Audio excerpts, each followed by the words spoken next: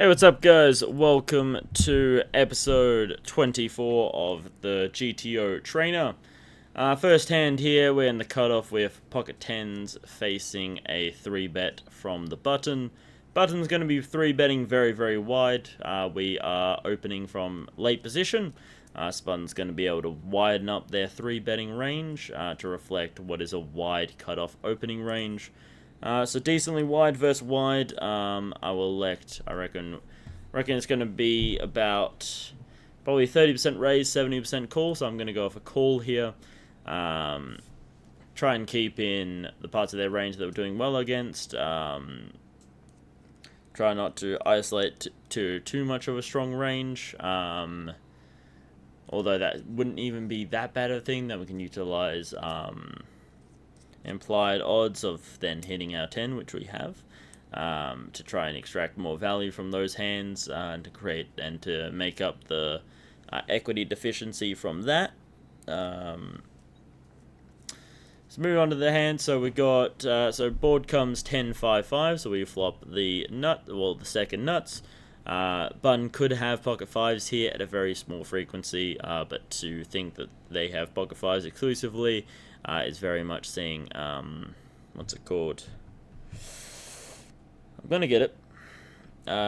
Monsters under the bed, or monsters in the or skeletons in the closet.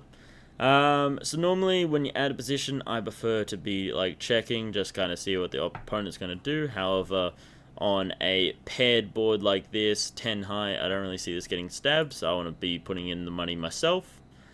We get a call from the button, 3 or up. Well, evidently we shouldn't be doing that. Let's have a look here. So repeat the hand. So yeah, we're going to call pre-flop. 10-5-5. I'm guessing they're saying we're going to check out a position, see what the button does, and kind of react to that.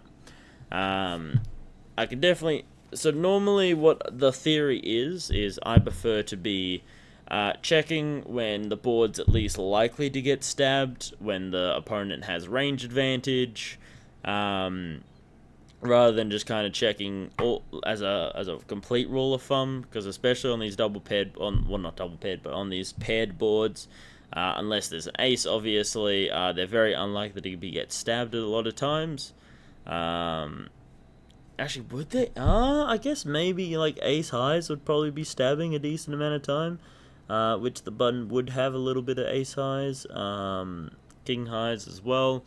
They could have some king 10. We are blocking 10 though, and we're also blocking a lot of their value hands, unless they got an overpair, of course.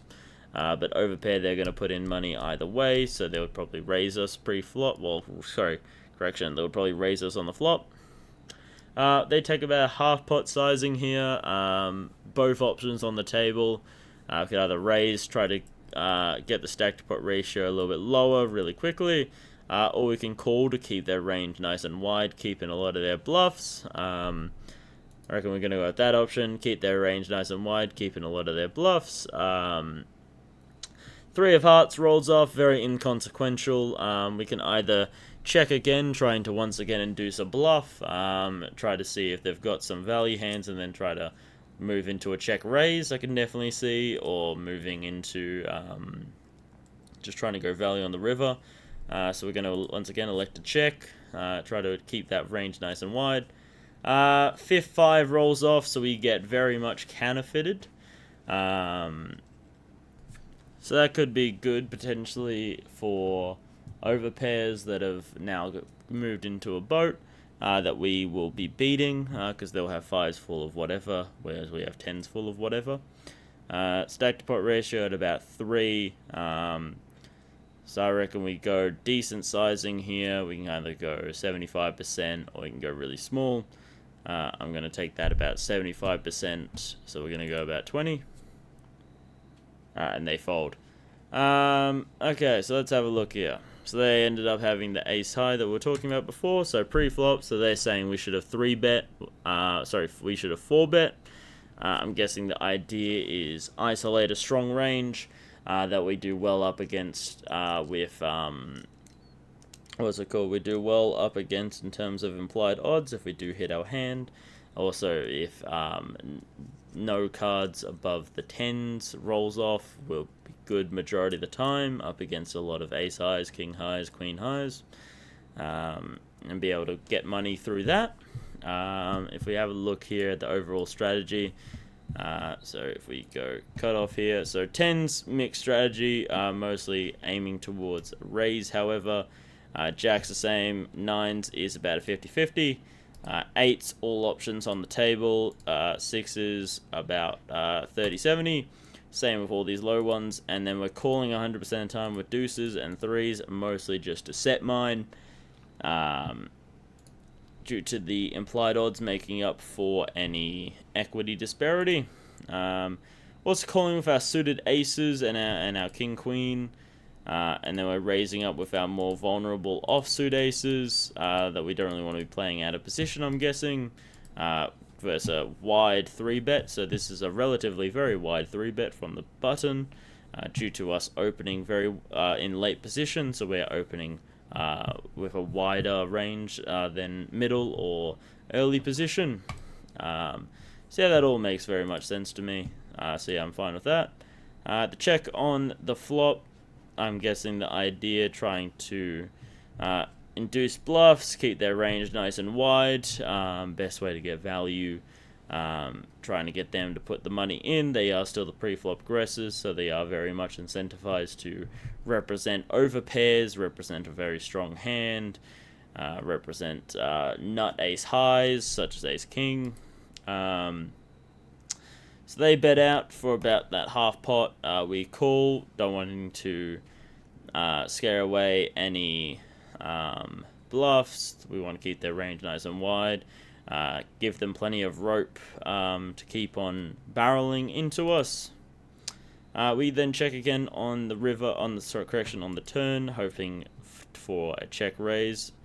They then check this one back, and then on the river, they saying we should go for more of a 1/3 sizing, maybe trying to induce a raise, trying to incentivize them to raise, invite them to raise. They're even saying 1/10 sizing as well, so really, really low, trying to go for some very, very, very thin value, which I can see. Maybe that's also just like trying to kind of shake and go like, hey, come on, do a little raise for us, come on, raise it up. So I can understand that. You know, they probably get here with a decently weak range, considering that they didn't continue barreling on the turn, which they would be doing with their overpairs. So they get here with a decently, relatively weak range. Personally, when I have a very good hand, and I believe my opponents get here with a very weak range, and I believe that they're capable of bluff catching, I will go for bigger sizing, trying to just kind of go like, hey, if I'm going to fold you out, so be it. I'd rather try to get 20 bigs 1 out of 100 times than get like 12 bigs. Well, not even 12 bigs, but like, yeah, I'll try to go for a massive overbet to hopefully get called every so often. Then try to go for thin value every single time, and just getting a little bit here and there and there. I know that adds up over time, but especially with these nutted hands, I kind of prefer because it does seem very bluffy as well in terms of just out of nowhere a big bit of aggression. Can seem very, very bluffy, can make your opponent sit back and go, hang on a minute, what's he doing here? That doesn't really check out. Like, why would he be doing this if he's trying to get value? Is he trying to make me fold? So you could hopefully get your opponents thinking in that type of mindset. But no, I can definitely understand going for a little bit of a smaller sizing, considering the button gets here with a very wide and very weak range. Moving on to the next hand, we are under the gun +1, facing and open from under the gun. It's going to be a standard snap fold. Our ace is going to be dominated a lot of situations. So many people in position, and it's just a little bit of offsuit garbage. Not a lot going for us. Once again, bit of offsuit garbage, facing and open from the button. Widest opening position, because their last act with just the blinds behind. so it's able to act last, most information, and it's up against two very wide blind ranges. So we open in the hijack with ace-jack suited, facing a 3-bet from the cutoff. I reckon this is, what is it? Hang on. So I reckon both options are on the table in terms of a raise and a call.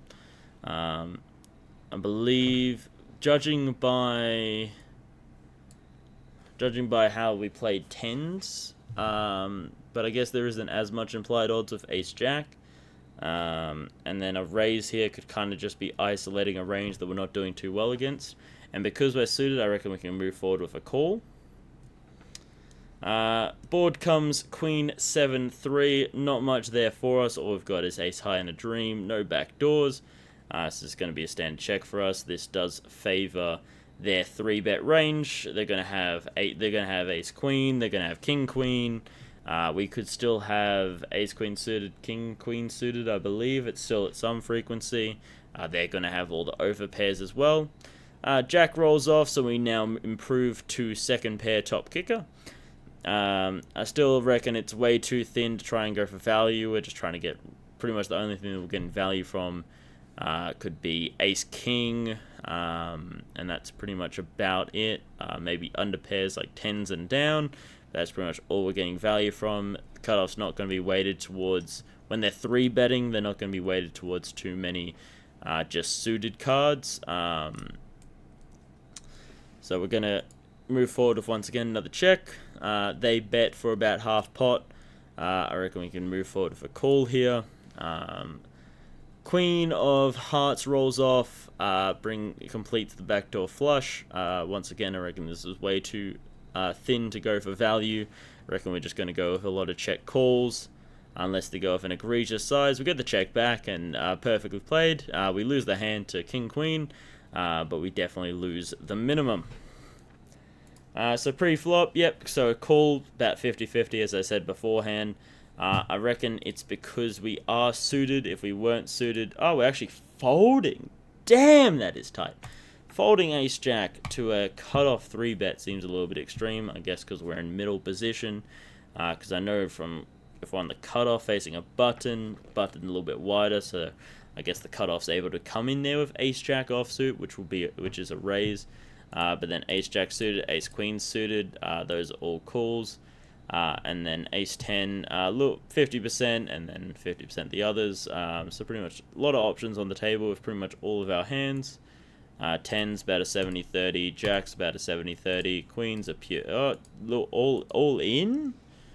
Don't know why we'd jam all in. That seems a little bit of an overbet for nothing. So does ace-king offsuit. That also seems like a little bit of an overbet for nothing. I would love to learn. I'm going to do hopefully a series where I'm going to go through all of these little things and just try to find the answer to questions of this range that just makes no sense to me. Like, for example, why are we jamming ace-king offsuit into a 10 big blind pot, and we're jamming 100 bigs, 10x jam, just off rip?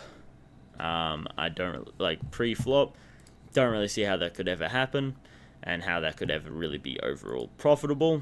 So yeah, standard check, standard line of check call. Oh no, so they checked back. So yeah, they checked back. We were trying to set up for a check call, but then they checked back. We check once again. Pretty much a lot of options on the table. We could go with a half pot side. So hang on, where are we? So yeah, that's their check. So it comes back to us. No. So this is our check. Yeah, this is our check. So yeah, we check. It comes back to them. They're supposed to be checking back about 50% of the time, and then going with this half pot sizing about 20% of the time. Pretty much all bet sizings really on the table, except for egregious overbet and a all in. Yet standard call for us. We can be check raising a little bit of the time here. Don't really see a check raise because, I mean, we're only really blocking ace queen. We don't really have any backdoor equity. Maybe we can hit an ace and be good. but we just don't have much backdoor equity really. So I prefer much more the check call here. And then when the last queen rolls off, once again, just setting up for a check call. This time they check back. 30% of the time they go all in, which is a, what, 4x? No, 3x? Yeah, 3x shove, which don't really see what they're going to get called by worse for value. Like the only cards that are going to call there are going to be a flush or a full house. That's pretty much it. Nothing else would really call a 3x jam there, in my opinion, so I don't really understand why you would ever jam. I reckon you should be going more for about like a pot size bet, just under pot, maybe even just over pot also works as well, but I reckon the 3x jam gonna be pretty much just folding out everything you're beating and getting called by everything you're losing to. So yeah, very well played hand. Very happy with that. Moving on to the next hand. Bit of offsuit garbage. We can snap fold that without even considering it. Under the gun open. Very, very tight, strong range. So even if they were suited, still a fold despite being in late position. Once again, we got some beautiful offsuit garbage here facing a cutoff open.